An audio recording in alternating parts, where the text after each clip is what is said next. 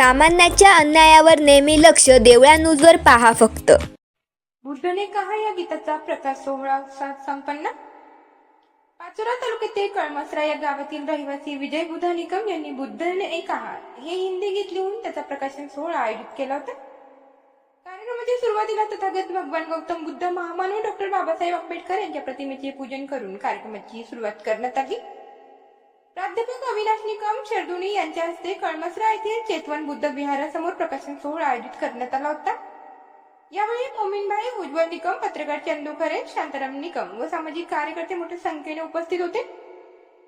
परिवर्तक music या YouTube चॅनलवरती हे गीत लॉन्च झाले असून गीतकार विजय निकम, गायक शांताराम निकम, संगीत विजयानंद सावळे यांनी दिलं असून समाज बांधवांनी या गीताला भरभरून प्रेम द्यावा असं आव्हान अविनाश निकम यांनी आपल्या भाषणात केले. त्यावेळी कार्यक्रमाचे सूत्रसंचालन ईश्वर खरे यांनी करून उपस्थितांची मनं जिंकली. देवळा न्यूजसाठी प्रतिनिधी चंदू खरे, पाचोरा.